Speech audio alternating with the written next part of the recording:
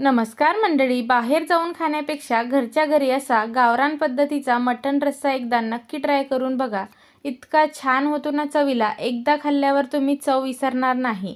त्याच्यासाठी इथे मी अर्धा किलो प्रमाणात मटण घेतलं। मटण आणल्यानंतर स्वच्छ धुवून घेतलं।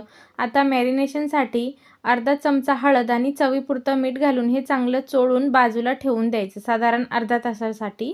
तोपर्यंत आपण कुकर घेतला। कुकरमध्ये गरजेनुसार तेल घालायचं।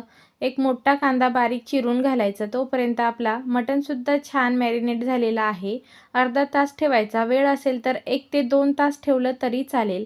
आता डायरेक्ट कुकरचं झाकण न लावता आपल्याला वरती एक ताटली ठेवायची आणि ताटलीमध्ये भरपूर पाणी घालून घ्यायचं। पाणी गरम झाल्यानंतरच आपल्याला घालून घ्यायचं, आधीच घालायची घाई करायची नाही आणि गार पाण्याचा वापर अजिबात करायचा नाही आणि नंतर कुकरचं झाकण लावून घ्यायचं। म्हणजे या पद्धतीने तुम्ही एकदा नक्की ट्राय करून बघा। नंतर छोटंसं वाटण तयार करून घेतलं। थोड्या वेगळ्या पद्धतीने वाटण तयार केलेलं आहे। थोडे खडे मसाले घातले, कांदा घातला मोठा, आलं आणि लसूणसुद्धा घालून हे चांगलं वाटण परतून घेतलं। त्याच्यानंतर भरपूर कोथिंबीर आणि एक टोमॅटो घालून मिक्सरला बारीक असं वाटून घेतलं। नंतर कढईमध्ये गरजेनुसार तेल घालायचं। तेल चांगलं गरम झाल्यानंतर तयार करून घेतलेलं वाटण घालायचं। वाटणसुद्धा अगदी मंद आचेवरती परतून घ्यायचं, म्हणजे आपला मसाला एकसारखा शिजला जातो आणि चवसुद्धा खूप छान येते।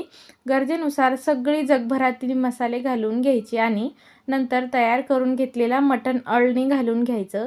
छान असं मिक्स करून घ्यायचं। भाजी तुम्हाला कितपत हवी आहे त्याच्यानुसार पाणी घालून घ्यायचं आणि गरम पाणीच घालायचं, गार पाण्याचा वापर करायचा नाही। मस्त अशी भरपूर कोथिंबीर घालून आणि मस्त असा झणझणीत रस्सा तयार झालेला आहे। याचा पूर्ण व्हिडिओ खालील त्रिकोणावरती क्लिक करून नक्की बघा।